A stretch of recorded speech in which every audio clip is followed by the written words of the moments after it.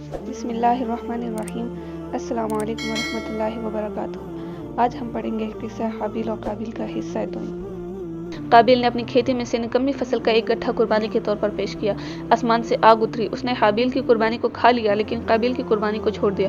اسے غصہ آ گیا، اس نے کہا میں ضرور تجھے قتل کر دوں گا تاکہ تو میری بہن سے شادی نہ کر سکے۔ حابیل نے کہا اللہ تعالیٰ پرہیزگاروں سے قربانی قبول فرماتا ہے۔ ابو جعفر رحمۃ اللہ علیہ نے فرمایا کہ جب وہ دونوں قربانی دے رہے تھے تو آدم علیہ السلام بھی موجود تھے۔ انہوں نے دیکھا کہ حابیل کی قربانی قبول ہو گئی ہے، قابیل کی نہیں ہوئی۔ تب قابیل نے آدم علیہ السلام سے کہا اس کی قربانی اس لیے قبول ہوئی ہے کہ آپ نے اس کے حق میں دعا کی تھی اور آپ نے میرے حق میں دعا نہیں کی۔ اس کے بعد اس نے تنہائی میں حابیل کو دھمکی دی۔ ایک رات حابیل کو جانور چراتے ہوئے واپس آنے میں دیر ہو گئی۔ آدم علیہ السلام نے اس کے بھائی قابیل کو بھیجا کہ معلوم کرے اسے کیوں دیر ہوئی۔ وہ گیا تو اسے حابیل مل گیا۔ اس نے کہا تیری قربانی قبول ہو گئی ہے، میری نہیں ہوئی۔ اس نے کہا اللہ تعالیٰ اہل تقویٰ سے قربانی قبول فرماتا ہے۔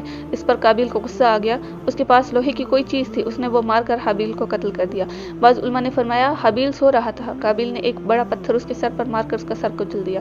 بعض علماء فرماتے ہیں بلکہ اس نے زور سے اس کا گلا گھونٹا اور درندوں کی طرف سے دانتوں سے کاٹا جس سے وہ فوت ہو گیا۔ اللہ تعالیٰ نے فرمایا کہ جب قابیل نے حابیل کو قتل کی دھمکی دی تو حابیل نے کہا اگر تو قتل کرنے کے لیے مجھ پر ہاتھ چلائے گا تو میں تجھ کو قتل کرنے کے لیے تجھ پر ہاتھ نہیں چلاؤں گا، مجھے تو اللہ رب العالمین سے ڈر لگتا ہے۔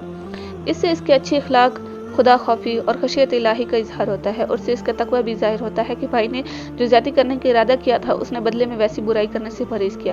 اس لیے رسول اللہ صلی اللہ علیہ وسلم نے فرمایا جب وہ مسلمان تلواریں لے کر لڑنے کے لیے ایک دوسرے کے سامنے آتے ہیں پھر جنگ کرتے ہیں تو قاتل اور مقتول دونوں جہنمی ہوتے ہیں۔ صحابہ کرام نے عرض کی اللہ کے رسول یہ تو قاتل ہے اس لیے سزا کا مستحق ہے، مقتول کا کیا معاملہ ہے کہ مظلوم کو بھی سزا ملی؟ آپ صلی اللہ علیہ وسلم نے فرمایا اس کی بھی شدید خواہش تھی کہ اپنے ساتھی کو قتل کر دے۔ حابیل نے مزید کہا میں چاہتا ہوں کہ تم میرے گناہ میں بھی ماخوذ ہو اور اپنے میں بھی، پھر اہل دوزخ میں ہو اور ظالموں کی یہی سزا ہے۔ یعنی میں تجھ سے لڑائی نہیں کرنا چاہتا، حالانکہ میں تجھ سے زیادہ قوی اور مضبوط ہوں، باوجود یہ کہ تو نے ایک غلط کام کا پختہ ارادہ کر لیا ہے۔ میں چاہتا ہوں کہ تو نے پہلے جو گناہ کیے ہوئے ہیں ان کے ساتھ میرے قتل کا گناہ بھی تیرے سر ہو۔ حضرت مجاہد، صدی، ابن جریر اور دیگر علماء نے اس کی یہی تشریح کی ہے۔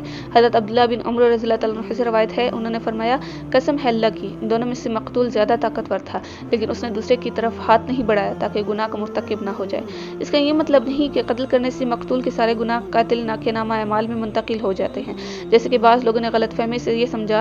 ابن جریر رحمۃ اللہ علیہ نے فرمایا ہے کہ اس قول یعنی مقتول کے سارے گناہ کے غلط ہونے پر اجماع ہے، لیکن قیامت کے دن بعض افراد کے ساتھ یہ صورتحال پیش آئے گی کہ قاتل کی ساری نیکیاں دے کر مقتول کا پورا حق ادا نہ ہو، اس لیے مقتول کے اتنے گناہ قاتل کی طرف منتقل ہو جائیں جن سے حساب برابر ہو جائے، جیسے کہ دوسرے مظالم کے بارے میں صحیح حدیث میں مذکور ہے، اور قتل بہت بڑے ظلم میں شامل ہے۔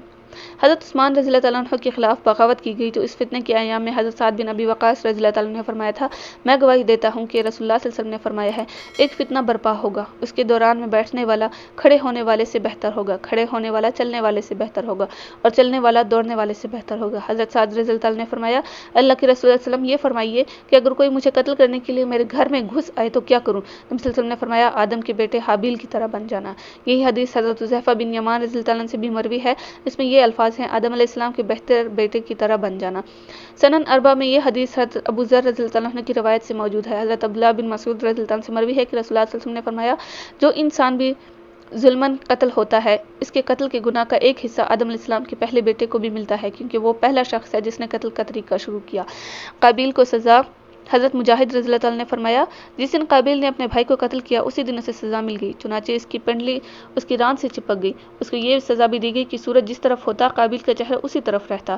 اس طرح سے اسے دوسروں کے لیے عبرت بنا دیا گیا اور اسے جلدی سزا مل گئی کیونکہ اس نے گناہ کا ارتکاب کیا تھا، سرکشی کی تھی اور اپنے سگے بھائی سے حسد کیا تھا۔ ایک حدیث میں آیا ہے کہ رسول اللہ صلی اللہ علیہ وسلم نے فرمایا ظلم اور قطع رحمی سے بڑھ کر کوئی گناہ اس لائق نہیں کہ اللہ تعالیٰ اس کی سزا دنیا میں بھی دے دے اور آخرت کا عذاب بھی اس کے مرتکب کے لیے محفوظ رکھے۔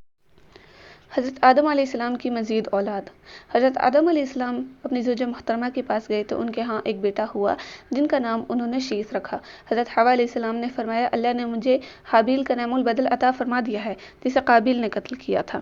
مورخین لکھتے ہیں کہ آدم علیہ السلام کے فوت ہونے تک ان کی اولاد اور اولاد کی اولاد وغیرہ کی تعداد 4 لاکھ افراد تک پہنچ چکی تھی۔